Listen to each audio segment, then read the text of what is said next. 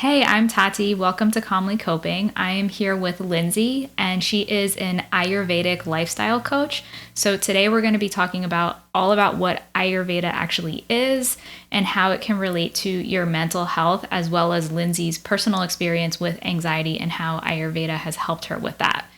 So thank you so much for being here, Lindsay. Yeah, thank you so much for having me. I'm so honored to share some knowledge and impart it on your listeners. Awesome. Yeah. So can you tell us more about yourself and what exactly is an Ayurvedic lifestyle coach? Yeah, definitely. I know the word might be new to some, so I'll definitely get into that a bit more. So I am from Boston, and I was an advertising professional for 13 to 15 years or so. I don't know. I guess you lose count after a while. And um, I always just felt this calling, like something was missing. And I became a yoga teacher a few years ago, which is where I first learned about Ayurveda. And working in advertising and in the corporate world, I'm probably no stranger to saying this. It can be very, very stressful. And I just felt like my health was getting away from me, not only just my mental health, but my personal health. So my journey through yoga and Ayurveda really helped me. And COVID, for better or for worse, actually gave me an opportunity to start a full-time business doing Ayurvedic lifestyle coaching. So it's a combination of Ayurveda, which again, we'll get into a little bit more, Mhm. and life coaching as well. And I do work with a lot of people who are high-performing anxiety, high performers, perfectionists, and things like that. So it's really nice to impart some wisdom on them as well, of what Ayurveda is. Okay, so what Ayurveda is it's the sister science to yoga. It stems back to India about 5,000 years ago, and it's one of the oldest whole body healing systems. So it supports the human experience through the mind and the body and just really helps us get in touch with our inner selves. It also offers diet and lifestyle regimens, so to speak, to help you live your best life. And really what I love the most about it is a science, but it helps you tap into what you already know is true about, food and even yourself, but what it is bringing in more awareness to yourself. And then Ayurveda, kind of what it is in general, is according to Ayurveda classical wisdom text, again from India, we're all made up of 5 elements of the earth. So ether, air, fire, water, and earth. And with this, these elements in mind, Ayurveda helps us balance our mind and body with clues from these different elements. So Ayurveda takes into consideration several aspects of nature. So the phase of life that you're in. So whether you're younger, you're older, the seasons, which is huge, especially now as we're entering into fall and autumn and winter, and then dominant elements within each person. So I can dive in a little bit more on that. But do you have any questions first on what I just shared about Ayurveda at a high level? Yeah, I mean, that's so interesting because it's something that I feel like you don't really hear a lot about. Like yoga, I'm sure everybody has heard of. But when it comes to Ayurveda, it sounds like it has similar roots, but it's something that people haven't really heard about. Do you know why that is? Yeah, exactly. So one of my teachers, I felt like explained it best. So yoga came to the West on like the Concorde, on the fastest airliner, where Ayurveda is starting to take a cargo ship to the West. I think it's probably because there's a lot of misconceptions of Ayurveda, but also because just unfortunately, there's been a lot of appropriation of different pieces of Ayurveda. A lot of wellness bloggers will take pieces and bits of Ayurveda and share it, but not share, what the roots of it are, and why somebody would do a particular ritual or why they should eat a certain way. So I think it's starting to become more holistically known, but yoga, I think in the West especially, it's a little bit easier and more tangible to relate to, as the asana practice, the physical piece is part of it, and then going in spiritually, whereas in Ayurveda, as it is a sister science to yoga, really what it's part of is like really connecting the mind and the body as one and having it be, more of the physical world, whereas yoga is really, turning more inward. So I have a feeling that's part of the reason why. And just like yoga, one of the things I love about Ayurveda is just like there's no destination. It's just a continuous learning of yourself and what practices work for you. So yeah, it's really interesting. And, there's a lot of misconceptions of Ayurveda for those who may have heard of it, especially through these different wellness blogs and whatnot. But some of them are like, Ayurveda is very time consuming, and it actually isn't. The whole point of Ayurveda is to, live really simplistically. Like there's very simplistic rituals, like self-care rituals, and even recipes that you can just incorporate into your everyday life that don't take a lot of time or crazy ingredients or anything like that. Another one too is that you have to be a vegan or a vegetarian. And sure, especially if you live a yogic lifestyle, vegetarian is of course recommended, but meat is fine. There's different qualities of meat that are, very important for people if they choose to go that route. And then also too that, you have to eat only Indian recipes, or you have to love Indian food. And I do want to reiterate that it's so important to honor where Ayurveda comes from and its sacred practices. I'm teaching something from a culture that is not my own, but there are definitely ways in our Western world where we can incorporate all different things, and they don't have to necessarily be an Indian dish, so to speak. Mm-hmm. Yeah, that's so interesting. And I'm glad that you pointed out those misconceptions. So I'm hearing, like you mentioned, recipes and also rituals. So is it like a diet or a way of eating, or is it like certain habits? Yeah, that's such a great question. And actually, it's also another misconception of, it's a diet. I think in the West here, we're just so used to hearing about different diets like keto or Whole30, or back in the day, like South Beach diet and things like that. But Ayurveda is really, it's a lifestyle. There's no such thing as on or off track. You aren't counting calories. Really, it's the OG of intuitive eating and self-care, which is so beautiful. So it's, and I guess it kind of comes back to this, is like there's two laws in Ayurveda, and really it comes down to is like balance is key. So it's like once you understand some of the balances, it becomes pretty intuitive, if that makes any sense. Yeah, yeah. And I like how you related it to like the original intuitive eating, because I think, I mean, I can understand what intuitive eating, because I've heard about that.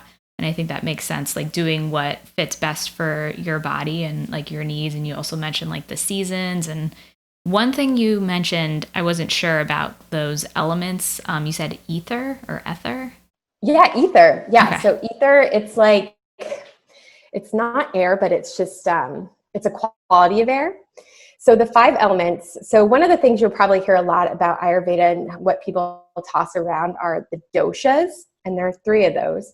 And basically they are, they're formations of the 5 elements, and we're all a unique mixture of the 3. And that's kind of how, with the doshas, it helps us find different balances, both within ourselves and how we were born, and then also how we're feeling, what is the season, what's going on in our own lives. So that's how it, all the balance comes into play in the elements as well. But the doshas are vata, which is a combination of ether and air, pitta, which is a combination of fire and water, and then kapha, which is a combination of water and earth. And we are a unique mixture of all of them. It's interesting. There's a lot of different quizzes online where you can find out what your dosha is, but a lot of people just get hung up on like, oh, I took this quiz and it told me I'm a vata, so I have to eat this particular way, which is definitely not the case, as we're part of all 3 of these. But we do receive a doshic constitution that's assigned to us at birth, and it's things that we can't change about ourselves, like our bone structure, our eye color, our skin color, things like that. Like it's you in your truest form. And then there's also a part of the doshas that it's like, what are you feeling today? And it's related to your dietary and lifestyle choices, and it can change throughout your life. I mean, it could change hourly, it can change daily, it can change weekly. So it's important. That's why it's important to understand, like, we're not just one thing, that we're a combination of these three things. Yeah. And then with each of the doshas, and I think this is where we'll probably go with the conversation about anxiety and how Ayurveda can help that, is there's seasons and there's characteristics of the different doshas, if you don't mind me diving into a little bit of that, just for background context. Yeah, absolutely. Sure. So the characteristics of vata are ether and air. So think like very breezy, like the qualities of vata are cold and quick, dry, rough, and irregular. And we're actually entering vata season now. It's fall and winter. And vatas tend to be some of these features. This is just a stereotype, but tall and thin, have brittle nails, dry skin, dry and thin hair, a weak bone structure, and walk quickly. And as I'd mentioned earlier, Ayurveda is all about balance. So when vata is in balance, like, we're great communicators, we're really open-minded, we're creative, we show a lot of initiative. But when we're feeling a vata imbalance, we can feel a lot of anxiety and forgetfulness, fatigue, and even like cracking joints or gas and bloating. So there's different ways to balance all these doshas. I'm just giving vata as an example right now. You can do it with food and some different self-care practices as well. And vata is one that shows up a lot for people as we live in the West and we live in a really hectic society. And then real quick, I'll just give you the other two dosha characteristics before we move on. But so Pitta is in the season of summer. Its qualities are like hot and oily, acidic, light, intense, and sharp. And Pittas that are Pittas from birth tend to be more of a medium height, muscular, and walks with purpose, and has some oily hair and skin. And when Pittas are in balance, they're very like bright and lustrous and friendly and make good decisions, are a leader, and have really great digestion. But when Pitta is out of balance for somebody, it can lead to a lot of irritability and anger and judgment, as well as some more physical things like skin rashes and indigestion and even some loose stools. So like vata, there's different ways to balance Pitta with different foods and things like that, which we can get more into. And then real quick, lastly, Kapha is the one that is made up of water and earth, and its season is spring. And its qualities are heavy and slow, steady, solid, soft, cold, and oily. And Kaphas tend to be a little bit shorter. Again, these are all just stereotypes. Bigger boned, large, bright eyes, strong immune systems, thick, wavy hair, and smooth skin. And when Kaphas are in balance, or when we have a Kapha balance as well, we're consistent and loyal and strong mentally and physically. We sleep so soundly, and we have a strong immune system. But when there is a Kapha imbalance, we feel dull and lethargic, and some Kaphas experience weight gain or congestion, depression, and things like that. So like I mentioned earlier, the other two doshas, there's ways to balance with food and different self-care activities as well. So Ayurveda is like it gets very deep, but I just wanted to give the high level context, especially since the doshas come up a lot, just in conversation, if you start to see it in wellness conversations, but also that it really is a practice of balance, and figuring out what works best for you. Yeah, that's really interesting, and thanks for sharing. And I think that concept of balance is really important throughout all of life, because I think it's like even too much of a good thing is not a good thing, and vice versa. Exactly. Yeah, exactly. That's exactly it. Yeah, and I'm curious, because I know that you had mentioned this is a science. Is this something that is like spiritually grounded, or what is the foundation of it? Sure, it's spiritually founded. So it comes from ancient wisdom texts from India that are over 5,000 years old. However, and I'm not a doctor, I just want to put that out there as well, is that, I think we're starting to see a lot more in the West, leaning more towards Eastern practices, both Chinese medicine and also Indian medicine that's been around for so long, that there's other ways to supplement healing within the body, whether it be food or different self-care practices. And I think that's one of the reasons why yoga in particular has seen such an uptick, because people have seen like breathing and just even some gentle movement have really brought a lot of benefits to people's lives. And I feel like there's just like this disconnect sometimes, that food is also a part of it as well, and what we eat. So while I don't know of any direct correlations in terms of science, I do know that from the classical wisdom text and the fact that this is over 5,000 years old and people have seen benefits of it, that it's definitely something to take into consideration,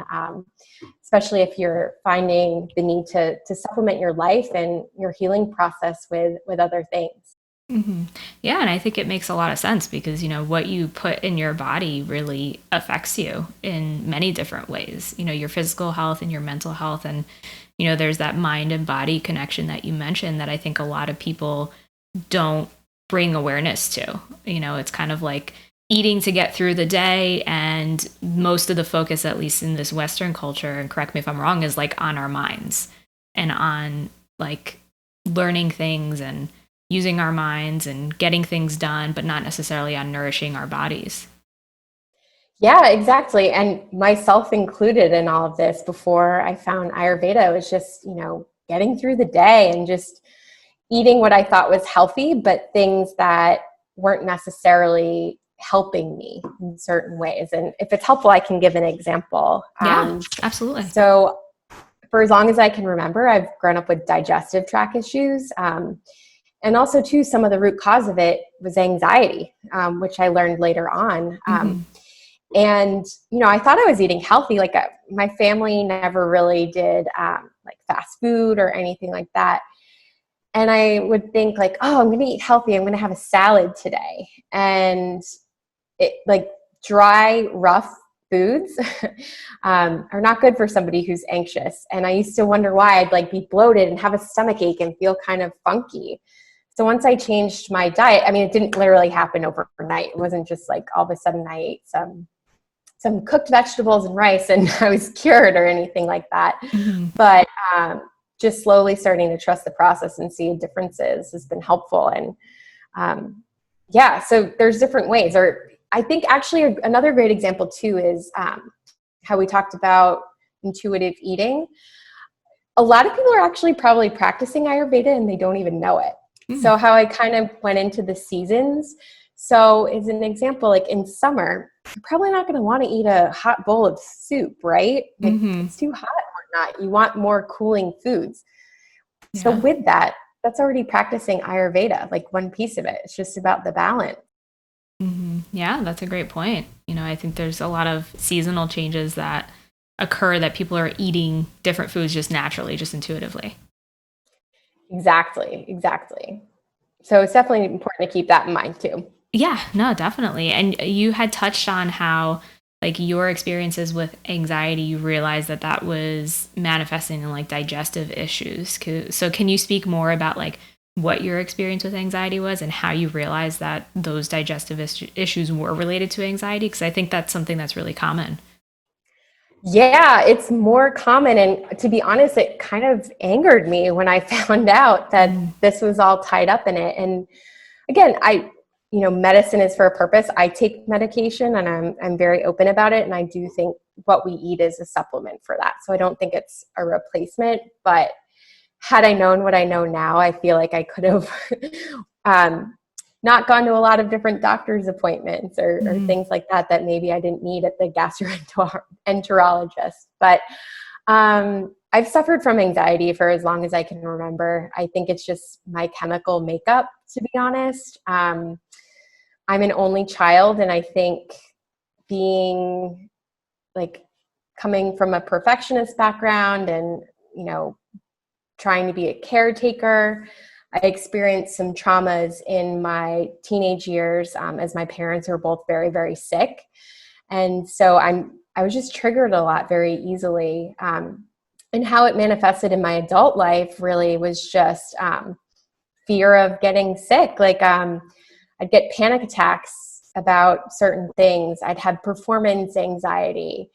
Just a lot of different parts of me that I thought were just normal, to be totally honest. Like I thought it was normal to be anxious. I thought it was normal to feel this way and that everybody feels this way. And fortunately, I grew up in a household where mental health was always taken very seriously. So I'd been seeing a therapist since I was a child, and I'm 37 years old, and have had access to medication and things like that. So finding Ayurveda and understanding the attachment to food and how that can affect us, it actually really came through my yoga teacher training, and that was one of my first exposures to Ayurveda. Yoga teacher training is only 200 hours, so you don't dive too deep, and yoga and Ayurveda is huge. But once I started to dive into Ayurveda and just experiment and just try and see what worked, I noticed a lot of different changes in my body and in my mind. And for me in particular, my anxiety manifests in a lot of physical ways. So as I was mentioning, my stomach was a huge piece of it, with like IBS and with bloating and things like that. But also like I'd get like really cold and shivery and just like clench up and whatnot. But once I learned, what foods worked best for me and for what I was feeling, not only in general, but each day, and checking in with myself, it got a little bit easier to see that, just because everyone else is drinking a smoothie doesn't mean it's good for me or works for me. Yeah. Yeah. No. And thanks for sharing. And it sounds like your upbringing, as well as those experiences that you had with, like you said, your parents' illness, really then contributed to those triggers for your anxiety growing up. And like you said, it manifested physically a lot. And I think that's something that like people obviously are aware of because it's uncomfortable, but you might not always make the connection that like you're feeling this way because of anxiety and because of your mental health. And a lot of people assume it's something physical. Yeah, it's so true. I just was never taught these things, and I don't know that many people in the West are. And honestly, like I didn't consider it until a few years ago, because it's just not how we operate here. There were years where I'd have stomach problems, and I would go to see the gastroenterologist, and he'd be like, your diet's fine. Like, just watch it, try not to eat more oily foods. And it's like, I'm not eating French fries all the time. Like I love French fries, but you know what I mean? Like I'm doing what I'm supposed to. Like there's got to be something more. It was just kind of like a blanketed, here we go. And then it was actually at my therapist and my psychiatrist where they were able to be like, it's something in your stomach, but they couldn't put it together of like there was food associated with it. It was more just like trying to create rituals for myself where I wouldn't feel as anxious about stomach issues. Yeah. And I think a lot of things, or I guess something that a lot of people don't realize is that like in your gut, that's where a lot of your immune system is, but also like serotonin. And so those hormones that are responsible for your mood. And, I'd imagine that connection, then the food you eat really influences that. Hugely. It's mind blowing to me sometimes of just now it's second nature to me to know these things. But like I keep coming back to of, in our culture, it's like, oh, healthy is eating smoothies. It's eating salads. It's all these things. When for me personally, and for my dosha in Ayurvedic lifestyle, it was actually harming me much more. And all these symptoms kept coming up because I kept feeding it, because I wasn't balancing it. Why were those things harmful, like the smoothies and the salads?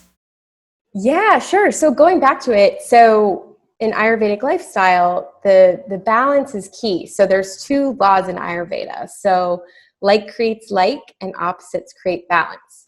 So with me, one of my primary doshas is vata, and that's the one that when it's out of balance, you feel very anxious and you're cold and you're dry. Well, the qualities of the food that I was eating were just that, lettuce and And cold vegetables, they're cold and they're rough, which can lead to bloating and indigestion and constipation. And same with smoothies, they're very cold. So just because, yes, in theory, they're healthy, it doesn't mean it necessarily works for your system. So what I needed to do in order to balance myself out and feel a little bit better is eat more warm grounding foods like root vegetables, depending on, what was in season. And just even use some different cooking oils that are a little bit warmer than necessarily olive oil. So like using sesame oil. So just learning to cook in a little bit of a different way and just incorporating some different flavors to really to help balance out what I was feeling. Mm-hmm. Yeah, that's really interesting. And so is this something that would be different depending on the person? Yeah, it's going to be different depending on the person. And it keeps coming back to the doshas and just a little bit like how you're feeling and balancing. It's like I said, it's not so much like people can know their dosha, that's great, but it's really like feeling and trying to understand what the different imbalances are that they might be feeling and how they can impact that. So quick example would be like cold and hot. If I'm hot, I don't want to have something hot. I need to do something cooling. Mm-hmm. Or vice versa. If you're cold, like don't keep doing things that are cold. You need to be warm. But there's 20 qualities of balance in Ayurveda called gunas. And that's another way you can try to help figure it out, dosha aside. Okay. So let's say somebody who is new to this and like maybe they're experiencing anxiety or digestive issues, like how would you suggest that they get started? Sure. So they can get started. Well, I do provide coaching services, but basically just start reading up on Ayurveda. There's a really great book by Sahara Rose called Ayurveda 101, and it kind of just breaks down for you what it is and what foods can be healing for you, and just some of the science behind it as well. But if you're feeling anxious, my go-to recommendation would be something warm and grounding always, for sure. And also the warming qualities of food are easier on your digestion as well.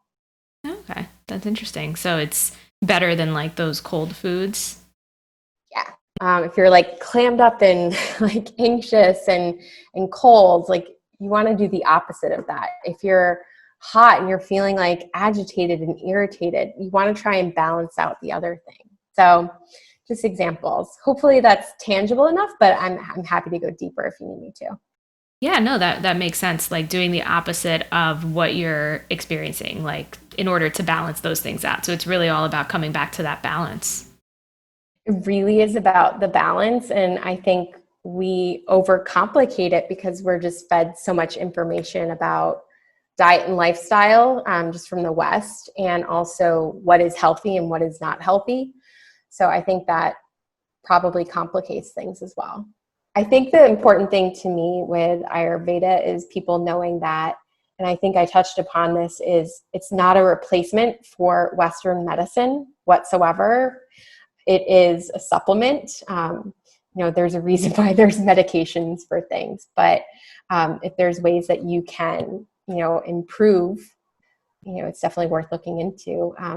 I still take medication. I still take quite a few medications, but it's what helps me function. But then adding on the layer of food and some self-care practices have just balanced me out, both mind and body, in ways that I didn't think were possible. Mm-hmm. Yeah, I think that's important to add. And I'm curious if the idea of taking medications was ever something that was difficult or challenging for you in combination with Ayurveda and all of these other practices. That is a great question, because part of me was like, oh, well, like, am I not supposed to, take anti-anxiety medication now? I feel, and I actually had a really great conversation with a friend about this as well, who is also in the wellness space. And it's almost like some people are bypassing the fact that if you need medication, you need medication, Mm-hmm. especially I think for mental health, if it's something you need and it's helping you, like, don't ignore it. Yeah. No amount of food, in my opinion, or things like that are going to help with that. For me, what I've changed in terms of medications is I was on the regular, like popping Pepto, Imodium. What else was in my, Zantac was in my rituals. And that's not good. Like, I was taking it preventatively, like all these things. So food has become my medicine in that way of, I know how to take care of my body that way, but it has not become a replacement for any of the medication that I'm on for mental health. Mm-hmm. Okay. Yeah. And so it sounds like those other medications, like those are digestive medications, like the Pepto, Imodium, Zantac, that those were just like you were trying to prevent those problems from happening. Yeah, exactly. And like I said, there was definitely a root cause behind it of just anxiety living in my gut for a lot of different reasons. But yeah, it was just trying to alleviate the symptoms and not get to the root cause. And food was a huge part of that. And it's helped me. And I can't tell you the last time that I popped one of those. And which is saying a lot because I used to take it daily, which is insane that those words are even coming out of my mouth. But that's like how I was living. Yeah. So it sounds like it was a transition for you. Like, when did you realize that you should make those changes? I'm not quite sure, but I knew it was not normal. And I just got really frustrated that was my life. Like, I relied on it. Like, and it's just not healthy. And it really took me a while to trust the process. Like, I would carry like a little pill box around with me, like just in case. But now, like, I don't have it with me. It's been really freeing. If anything, it's actually like freed up a lot of extra anxiety and baggage that I was holding on to for so long, that knowing what foods work for me and what doesn't has just really changed. And how, like, combining foods and things like that has just really changed my life. Yeah. So it sounds like that anxiety was coming from the uncertainty of, like, how is this going to affect your stomach? Like, are you going to be able to tolerate the foods you're eating? That, or like, even just like, I travel a lot, and, I would take public transit to work and things like that. Or if, like, is there a bathroom nearby? If, like, my stomach, if something happens, like, so even just like that anxiety was taking over my life. So it just happened one day. And actually, how I found more about Ayurveda in general too was, of course, through yoga, but not about like, oh, this will cure my stomach problems or will help alleviate my stomach problems. And I still do get them. Like, I'm a human being. It's not, the end all be all. But really, it was kind of like, I felt like I wasn't fueling my body properly. Like, I thought I was eating healthy, but like, I was always hungry and just couldn't figure it out. So I was like, wait a second, like, in teacher training, they talked about Ayurveda. Like, I want to know a little bit more about this. So that's what then dove me in, had me dive into more teacher trainings on Ayurveda, and then working with an Ayurvedic mentor. Yeah, that's really interesting. And I appreciate you sharing, because I think this is something that, like, especially talking about digestive issues, I know for a lot of people it can be like embarrassing or something that they don't want to talk about. And I think it's important to know, because it really affects a lot more people than, I think, when you're experiencing it individually, you think you're the only one. Oh, for sure. Like, yeah, which is why I'm open about it. And I, for the longest time, thought I was the only one. And I used to just be like, oh, I have a really bad stomach. Like, it's just my stomach. I just didn't, I thought that's just the way it is. That's how it's always going to be. And it doesn't have to be that way. And I think it's true of anything when, you get fed up, there's ways to help.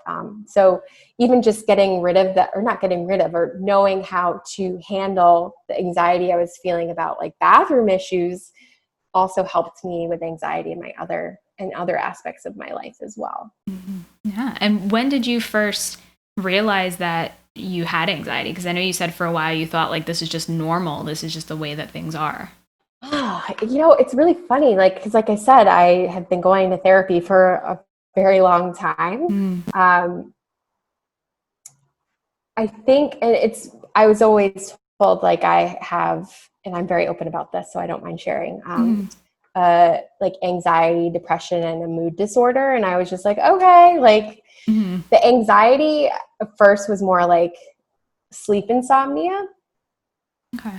And then it just started manifesting in other different ways, where I then started noticing like, wait a second, this really is physical. Like I'm starting to feel it. And then more in my adult life, I experienced panic attacks, Mm. which were, really challenging. So this whole changing my lifestyle has really helped my anxiety in more ways than I can say, and given me tools that I didn't know existed.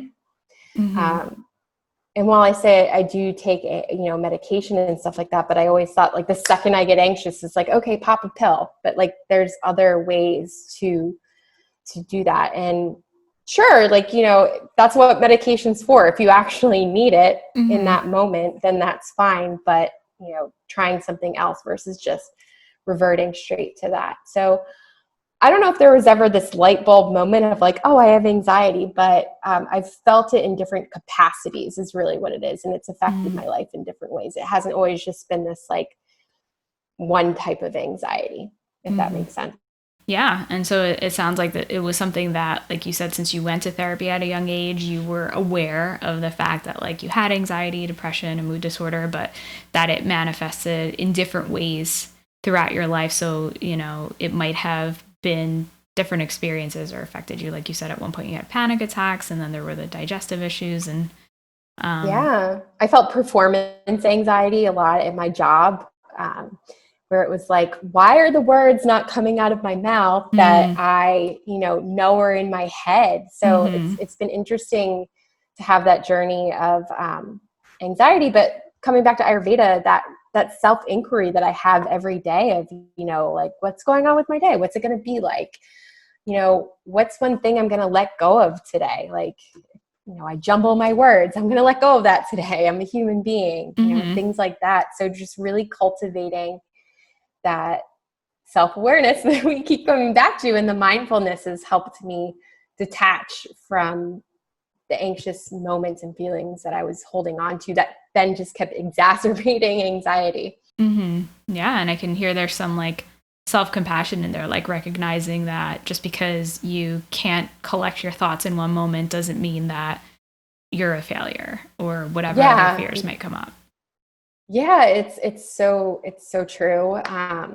And that's something else I've learned through Ayurveda, as well as self-compassion, especially like we were talking about the on and off track thing. Like it doesn't exist. Mm-hmm. You're just on a track. Mm-hmm. So that's why I'm just so passionate about sharing it with people. And you don't have to do every single part of it. If it's even just cultivating, a daily journaling practice, like that's part of it too. So Mm-hmm. there's Yeah. lots of different entry points. Mm-hmm. Yeah, no, that's great. And I think it's powerful to share your own story because it's something that I think a lot of people can learn from and recognize that like anxiety doesn't just look one way and it doesn't look the same for everybody, and even it doesn't look the same throughout the same person's life. Yeah, it's really true. I feel like a lot of people who know me, not, super close, but just know me on the exterior, be like, oh, like she has it together. She's doing this, she's doing that. And like, honestly, I was a mess. Mm-hmm. It's a total mess, and just masking it in so many different ways. And one of the reasons why I was very excited to chat with you today is just to really, be another voice for anxiety and share that it's a real thing and it's something you can learn to cope with in different ways. Mm-hmm. Um, and to try and, this feels so cliche to say, but like break down any stigmas about it as Mm-hmm. well. Yeah, absolutely. And I think that, like you said, for a lot of people, it can be that experience of like looking fine on the outside, because that was me too. And then it's like on the inside, you're struggling and going through all of these problems and may not understand why or what's going on. And so it sounds like that path for you to healing was finding yoga and Ayurveda and looking within and really understanding how you can heal yourself from within, like in the things that you're putting in your body. That's that's exactly it, for sure. Yeah, and just like, one of the things I guess like a misnomer about, excuse me, I think like anxiety and depression, I think we hear this a lot lately, is like, it's okay not to be okay. And like people think the like not okay is like, you need to be hospitalized or you're suicidal or things like that. And that's not it at all. And I wonder if that's why people have a harder time speaking up about it when they don't feel okay, because it's this all or nothing type of thing. And so, with Ayurveda, it's recognizing that not every day you're going to be happy and perky, and that's not the point. It's to understand and bring the awareness and have that self-compassion of the days where you're not feeling great and stuff like that. So yeah, so it's just sharing those types of things with people.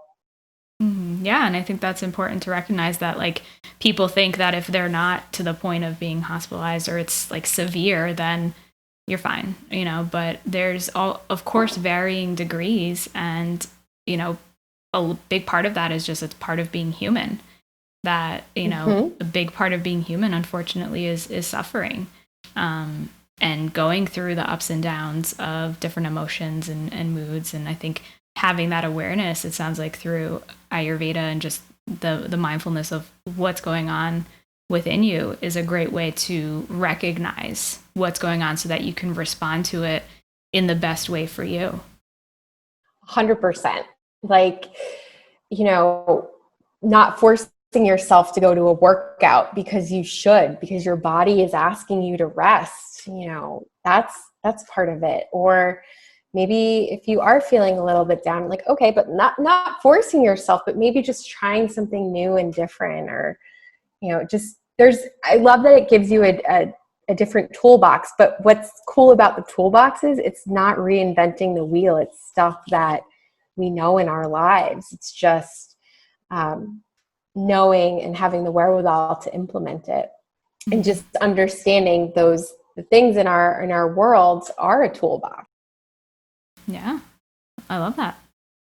Awesome. Yeah. I think one of the reasons why like Ayurveda just seems unapproachable is with a lot of diets or lifestyles or what have you that have been introduced, is like they seem very inaccessible, or like it comes with a lot of privilege and things like that, whereas this is the original. Like it was from 5,000 years ago, and it's just teaching us to use what we have. Yeah, I think that's a great point. You don't have to go out and buy like, expensive meal plans or all this crazy stuff. I mean, you can if you want to, like you can do all of that stuff, but no, you don't have to spend a lot of money to do this. Okay, great. And when by meal plans, I mean like pre-prepared food and stuff like that. No, I know what you mean. Yeah, like all the different ones that are offered. Yeah, no, you don't have to do that. Sometimes like there are like, I'd be lying or not lying, but I would be misspeaking if I didn't say like there's some like special oils, and rituals and things like that can relatively be a little bit more expensive, but it's not something like you have to do to say that you're living an Ayurvedic lifestyle. So. Yeah, so it sounds like the barrier to entry, it's not like this huge unattainable thing, but it's something that like people can do with the things they already have at home. Yeah, exactly. So like how we were talking about in the beginning, how yoga is taking an airplane to the West and Ayurveda is taking a cargo ship. I hope it starts getting on a speedboat, because it's something that can and should be accessible to everyone and every body. Yeah. And actually the one thing too that I love about, there's so many things I love about it, I know I keep saying that, is you're not aspiring to be one thing. It literally is for every single body type, person, and it recognizes that we're all unique. Yeah, I love that. And that's so important. to not feel like, because of course in society and culture, there's these images that are put upon us and these expectations, and to feel that inclusivity that, you know, this is for anybody, regardless of what their body type is or what they look like or who they are.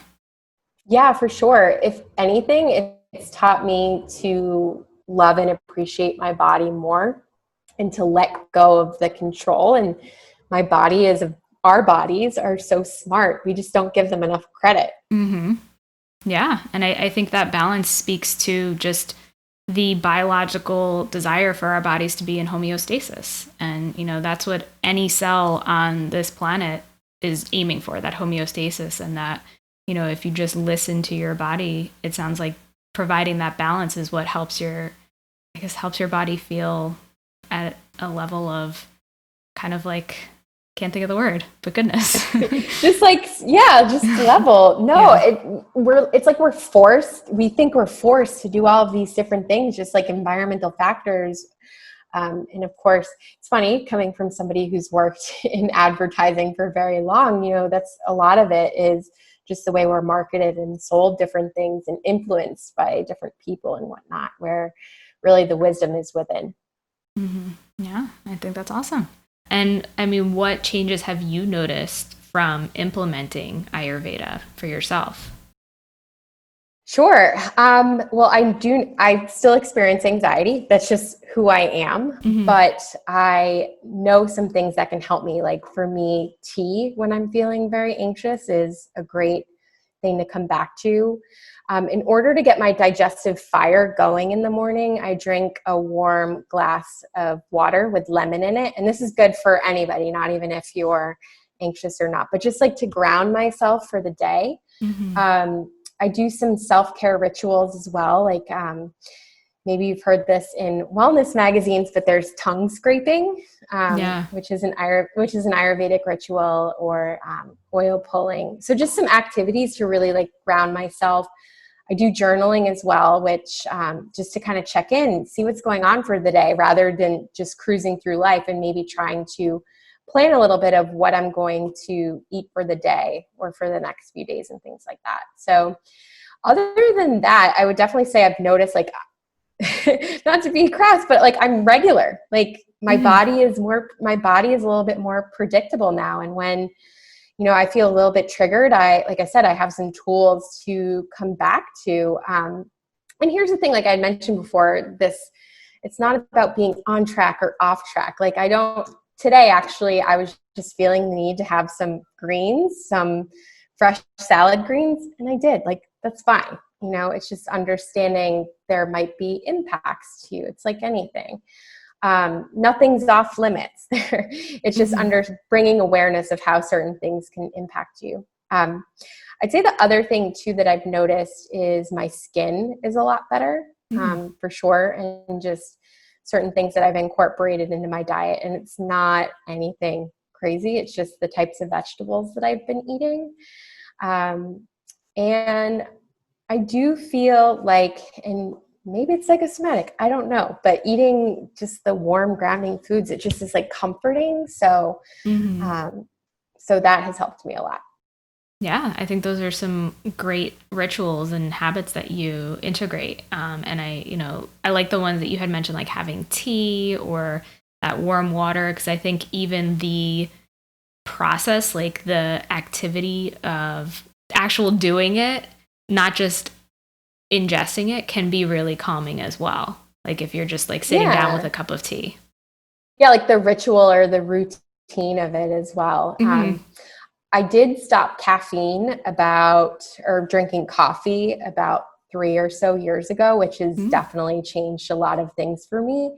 You know, coffee's not a no-no, but I'm sure you've talked about this in other realms as well. Like Ayurveda and food aside, of how caffeine can really ignite anxiety for a lot of people. So that's been a huge change as well for me too, is like I'm not as jumpy as it is. And also practicing yoga and doing breath work and journaling is really what helps too. Like I said, Ayurveda is this whole body healing system. So food is a huge component of it, but really that mind-body connection is really a part of it, and just bringing awareness to what's going on. and using your toolbox.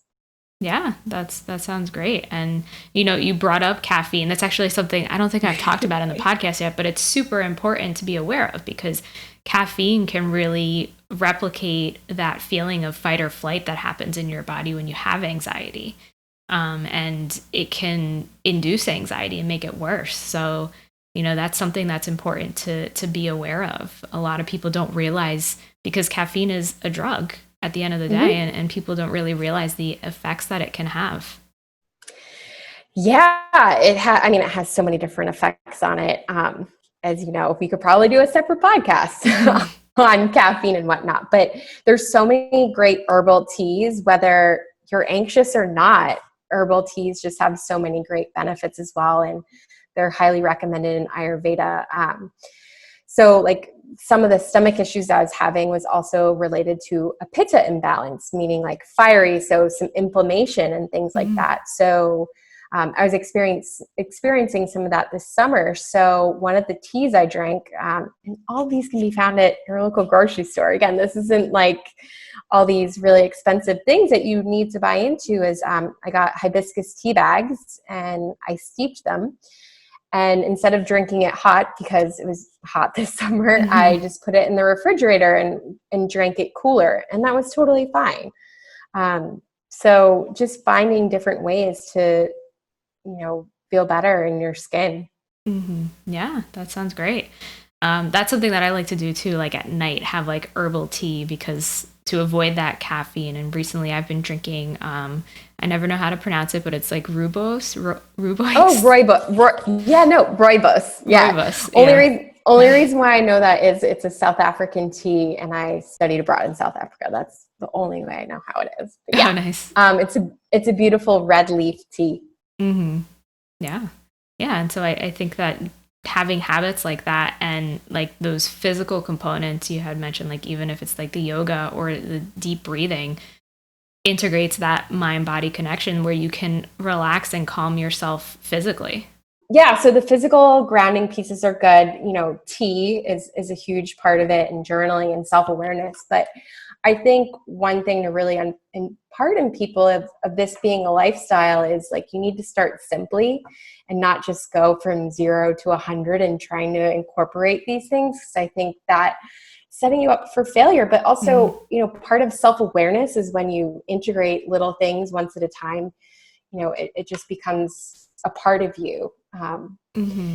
So I think that's big. And I'll be the first to admit, like I walked through life before just going a million miles a minute and never taking time for myself, like checking my email right before I got into bed and just on the go all the time. And it was hard to admit that it was not serving me and that I needed to find a new way to help myself.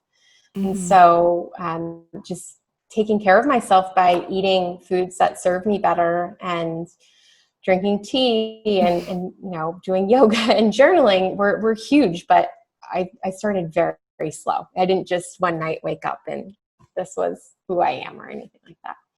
Yeah, I think that's a great point because I think especially at the beginning, it can be very difficult and discouraging and like getting so much information about like do this and it's really hard to integrate everything at once. And the best way to build a habit and build a lifestyle and a routine is by doing things slowly and taking it a day at a time.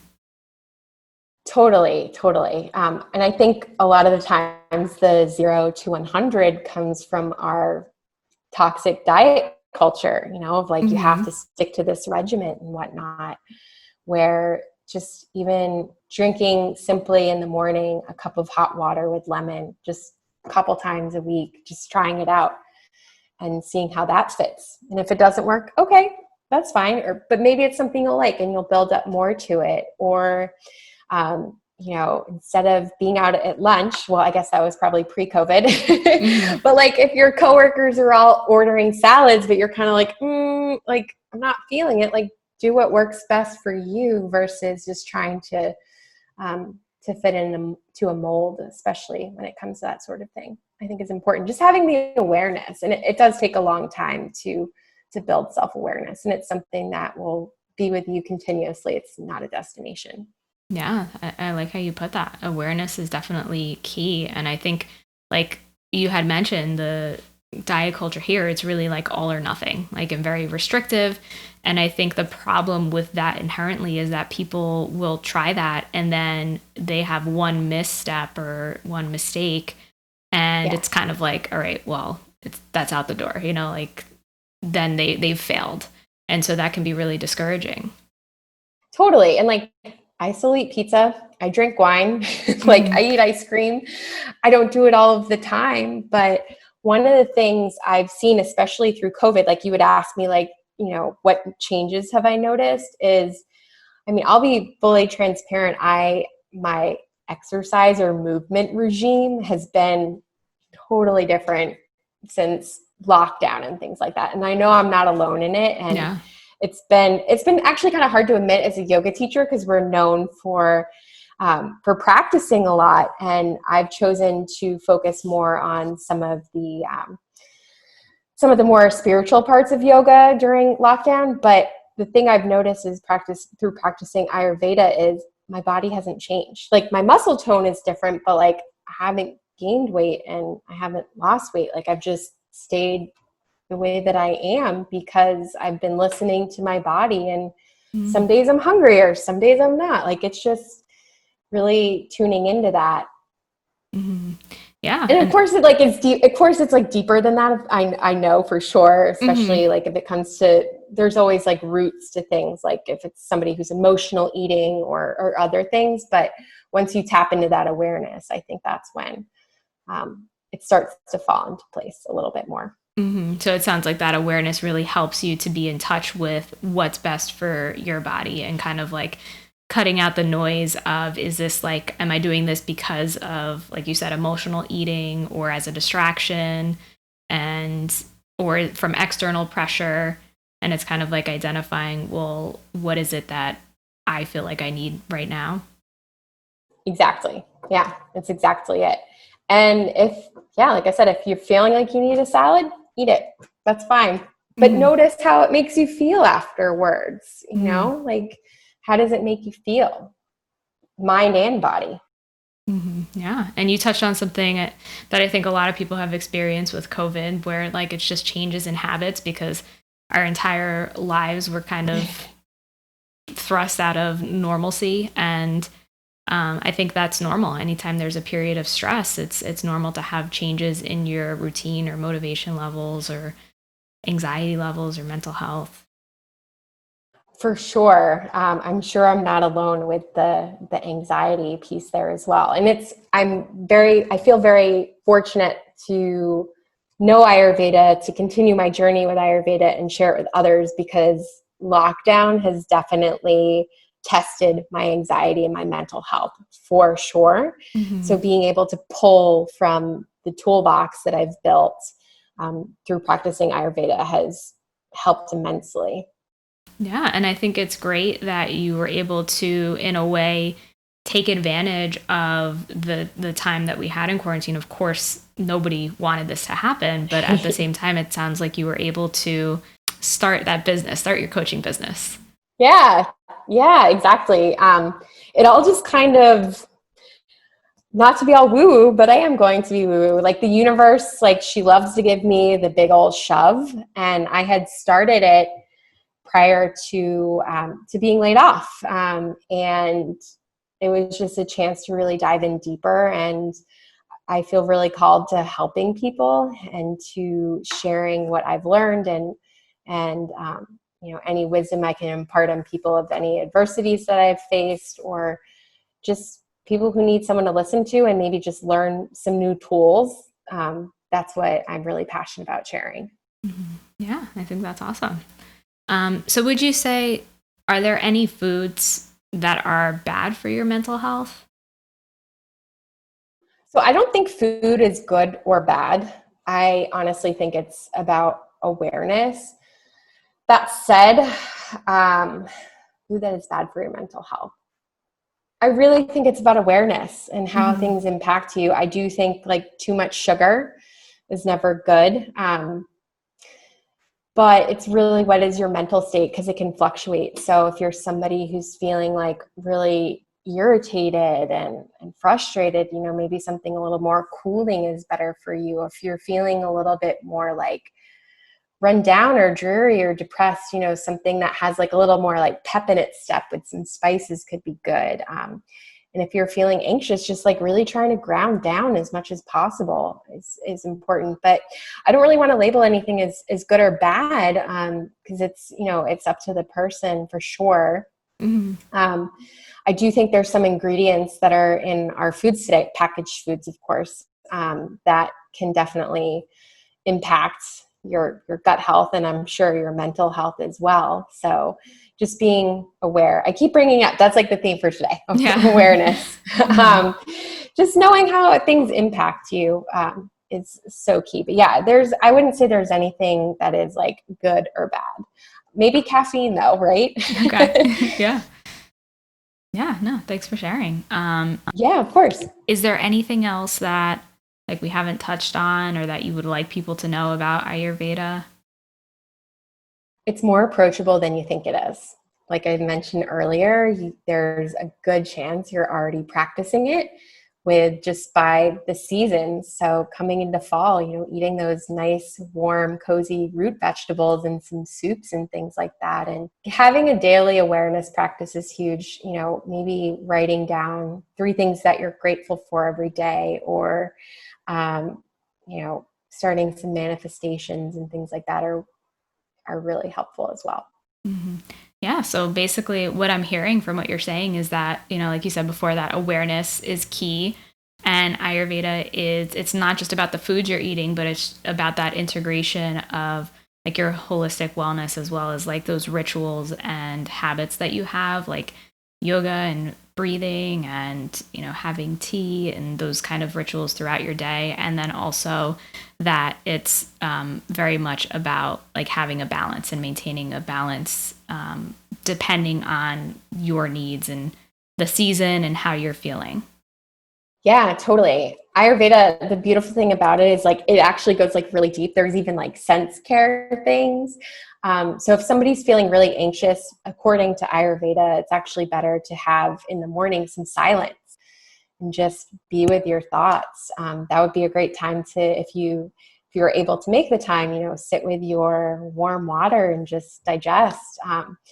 If you're able to have meals where you're not on your phone or your computer or watching TV, like sitting down and really just noticing the texture and the smells of your food, that can definitely help as well. So there's sense things as well.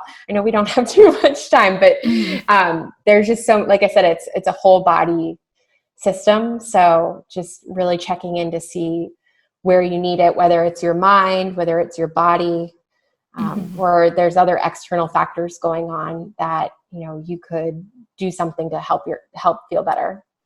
Yeah, that sounds really interesting. And as you're describing that really reminds me of mindfulness, which of course is rooted in Eastern culture and religion. But it's really that concept of like just being aware and mindful of what's going on and observing the present moment. Yeah, totally. I mean, since we're talking about food, it's like, think about it. This is very much me, like I'm guilty of it at times, is like, how often do we take the time to just like look at our food and see what it looks like and smell it and really just like feel what the textures are and things like that. It's hard not to be on our phone or our computer or watching TV or multitasking when we eat. It's something that I did every single day at my last job. And it's like, I wonder why I had some funky things going on with me in particular. It's because it wasn't mindful. Mm-hmm. Yeah, that's a great point. And I'm guilty of doing it myself, like watching TV with a meal or listening to a podcast. Yeah. It's something like you got to check yourself, right? Mm-hmm. So yeah. And I think it's important to recognize, like you said, like you still do it. Like there's nothing wrong with it, but it's kind of bringing that awareness to it and having that balance. Yeah, like there's definitely times I tend to be more anxious late at night and then in the morning as well. Like I've been a terrible sleeper for a long time, but in the morning, like I would sometimes just like gravitate towards like putting on a podcast or putting on some uplifting music. And I've noticed a lot lately, like time out, like just take a shower in silence, like sit in silence while you drink tea and water and things like that. And personally, I've noticed how it does ground me for the day. And it's been interesting because I used to use it as like a filler or background noise and maybe to distract me from different thoughts. And a lot of days now I go without turning anything on. It's kind of amazing. Just from trying something different. Yeah. And I think that's great that you notice that difference. And I think like that's really that integrating that balance to go on that theme that like, you know, when you have that anxiety, you have all of those thoughts that are going on in your head. And so just giving yourself more input is just adding to that. You're just kind of compounding what's already going on. Whereas if you allow yourself to have that silence, then that gives you the opportunity to process and to experience what's going on instead of constantly like distracting yourself and running away from it. 100%. It's all about the practice of self-inquiry. And if you have the constant noise going on, you might not even notice, like, you know, I have this little rash, like maybe I should eat something different than I planned today. Or, you know, my stomach's off. Like, what can I do to help that? Just if you're distracted, it's harder to notice things or ask yourself questions that you really should check in with yourself on. Yeah, absolutely. And, you know, I think that you shared a lot of great information, and especially coming in kind of not being sure about Ayurveda still, like knowing a little bit. I really think that you explained it well and like gave me, and I'm sure the audience, an idea of things that they can do in order to implement that awareness and those routines into your daily lives and making it more of a lifestyle. Awesome. Yeah, thank you. That means a lot. I'm so passionate about it that sometimes I can go off on different tangents, but it doesn't have to be complicated. It's such a beautiful, sacred practice. And there's simple things that you can do every day just to feel better. Yeah. And so I want to ask you, and you might have already kind of answered this in different ways, but there's two questions that I ask every guest. And the first one is, what helps you to cultivate calm from within? So definitely, I did mention part of this was, you know, starting out my mornings and having it be like very sacred to me, and starting out with silence and with some warm water with lemon and some tea. But also I think like what helps me cultivate calmness is like, I do get triggered pretty easily. It's like coming back to my breath and kind of asking myself questions, instead of spiraling out of control on the what if. Yeah, I think those are some great tips. Yeah. So asking myself, like, well, what's true about this? Like, what are the facts? Yeah. So returning to kind of like becoming a detective to your thoughts in a way. Great. And then what would you say is like the number one takeaway that you want people to have when it comes to Ayurveda? Balance is key. Like creates like, and opposites create balance. If you can get that part down, there you go. Awesome. Love it. I know that you mentioned that you are a coach. So can you tell us more? Yeah. So I have a 12-week program to help women learn how to intuitively eat, leveraging the sacred practice of Ayurveda. So it's a combination of some mindset work, of course, because that's a huge part of Ayurveda, and just the self-inquiry and getting to know yourself, as well as learning a lot of these Ayurvedic rituals and healing practices. And it's a self-paced course and includes one-on-ones with me. And I think one of my favorite pieces about this is I actually do meal plans that are individualized for a person each week. So there's one-on-ones, and in our one-on-one, I'll, you know, ask them how they're feeling, all those different things, and I'll send suggested meals for the week that they can cook that are easy and simple and ingredients that you have in your cabinet. So Awesome. So that sounds like a really comprehensive program. How can people find out more and learn about you and the program? Sure. So the best place to find me, and probably where I share the most information, especially about the program, is on Instagram. So I'm Lindsey Varney, and it's just like an underscore. And I'm sure Tati will include it in the show notes as well. I do have a website. It's lindseyvarneywellness.com. Like I said, the most up-to-date information you'll find is definitely on Instagram. Feel free to reach out if you have any questions. And I do hold workshops from time to time as well, where you can get introductions to Ayurveda and some other self-care practices as well. So the coaching program isn't the only way to work together. Okay, awesome. So it sounds like you also share a lot of resources on Instagram as well that people can check out. Yes, for sure. One thing I shared recently as a side note was I showed you how you can make your own yogurt at home. Oh, that's awesome. So like tips and tricks and stuff like that. So it's things that you can simply incorporate into your life as well. Great. Yeah. So definitely whoever's interested in that, I think would benefit from checking that out. So yeah. Thank you so much for being on the podcast. I really enjoyed learning more about Ayurveda and how we can integrate it into our lives. Yeah, thank you so much. It's such an honor to share this with you and with your listeners.